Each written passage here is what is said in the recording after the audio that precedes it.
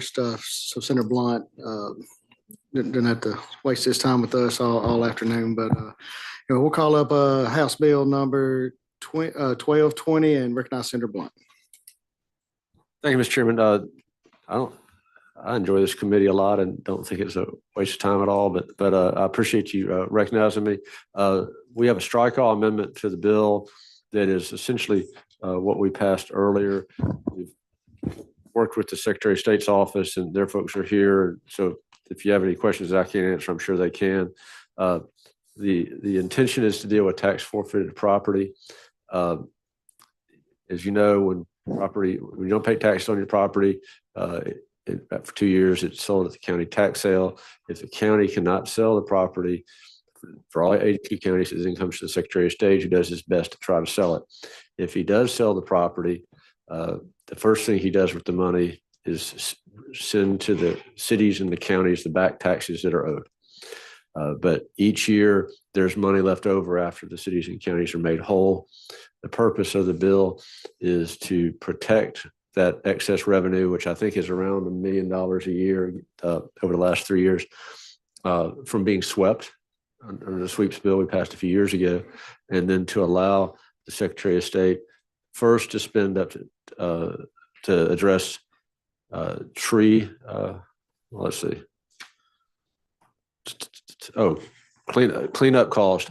The way version we got in the strike all is he then can adopt administrative rules to spend that money to take care of and reimburse or reimburse local governments to take care of the property that is owned by the state. The idea being that it's a responsibility of the property owner to take care of his or her property, in this case, the property owner's estate, and it'd be about $1 million where he could develop administrative rules for reimbursement or to take care of that property. That's next to the strike all amendment. Mr. Chairman. Now, one question I did have is in Section 1, Part B, it says the reimbursement cannot exceed 50%.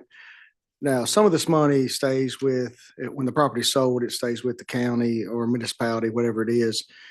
Is there a percent? Is it a 50% that the county or city keep, or is there a certain number? I think I know the answer to that, but I know the Secretary of State's office knows the answer to that. So if I could, I'd like to ask you to recognize I guess Bill Cheney with the Lands Division. Yes, sir. Mr. Cheney, do you mind? No, sir.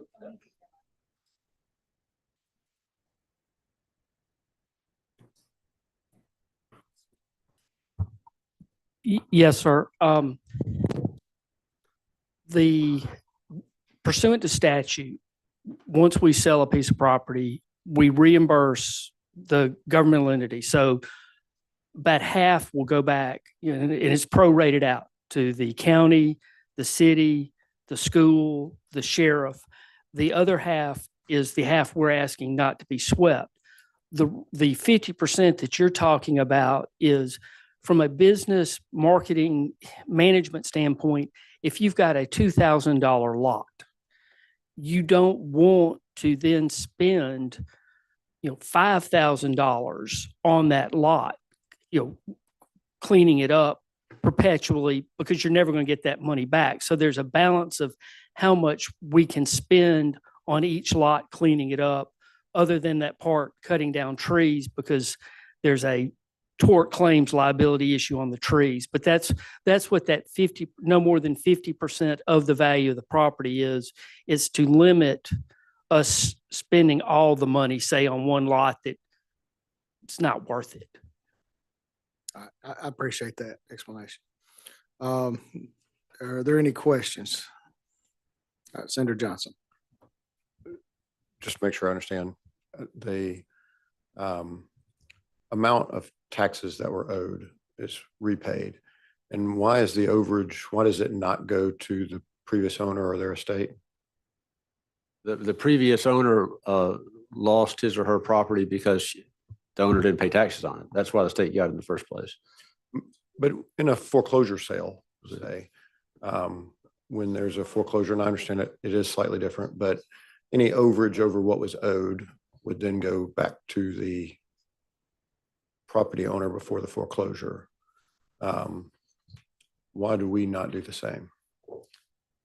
Well, of course, that's not affected by this bill, but Bill, can you explain that for me, please? The short answer is it's just different. At a tax sale, at the courthouse steps, if an individual pays more for the property than it's worth, there's some Supreme Court cases talking about that going back to the original person.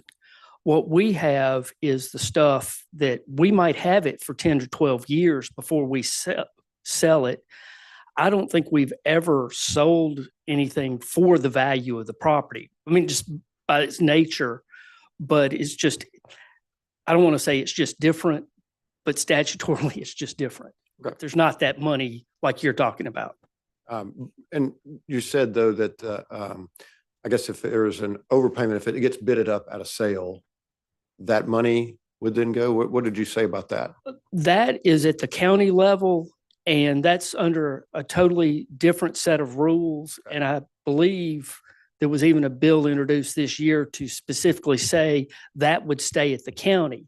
Now, there's a U.S. Supreme Court case that says, no, you've got to give that back to the landowner.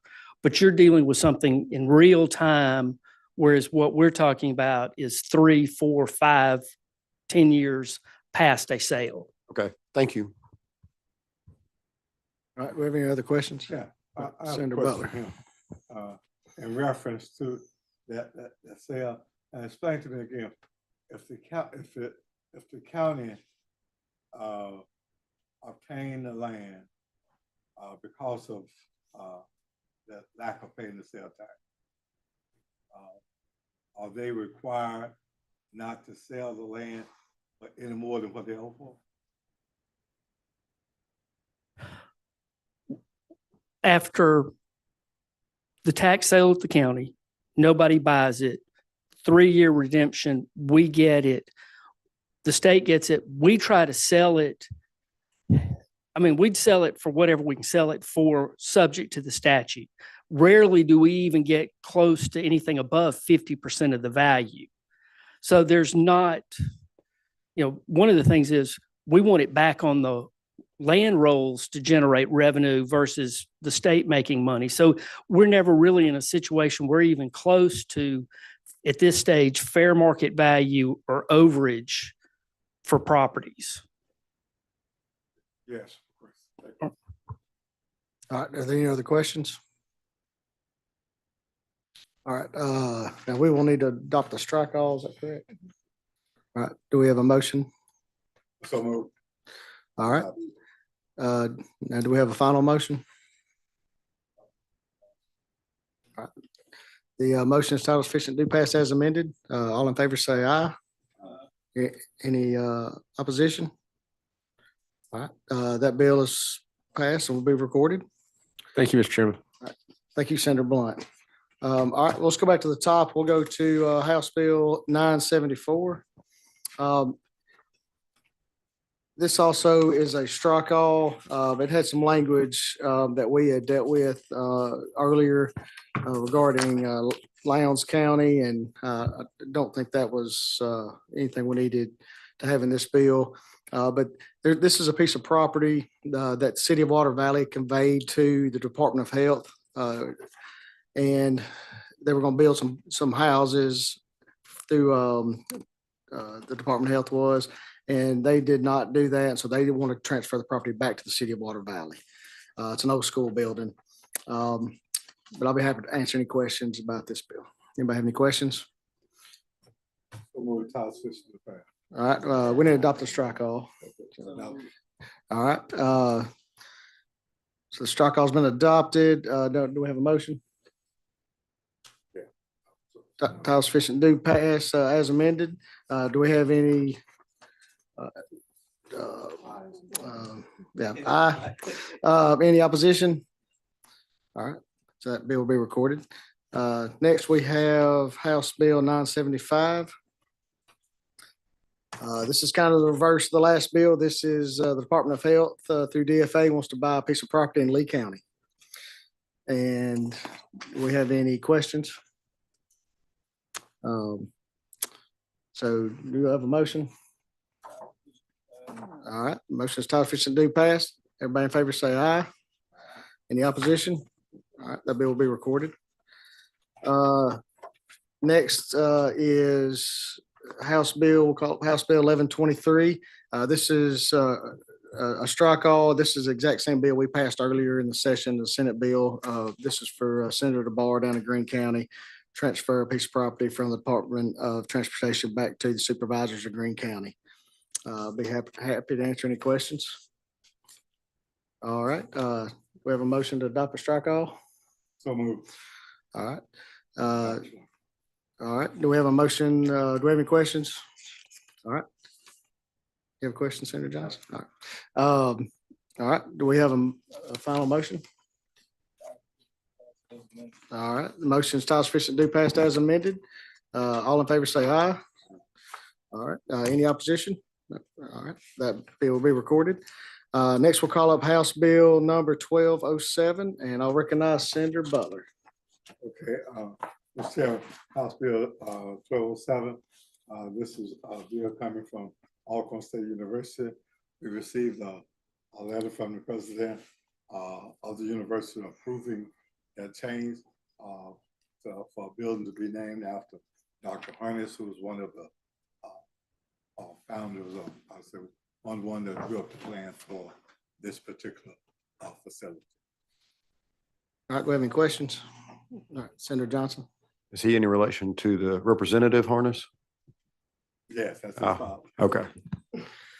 Oh, the only question I had, and this was brought up in some discussions, doesn't IHL usually, I mean, do these go through the IHL board to approve? And I'm asking more for myself learning, but I just didn't know if this was kind of a different process on. No, but it doesn't necessarily have to go to the IHL board, but what we look for is the president of the university endorsing the plan. Okay. And the proper procedure was not followed the last time. That was the reason for it not being. Okay, so Alcorn University approves this plan and they're fine with having it? Right, right. Everything's been approved. All right, do we have a motion? Also move the title switch to pass. All right, motion to title sufficient to do passed. All in favor say aye. All right, any opposed? All right, that bill passed. All right, motion drives the report.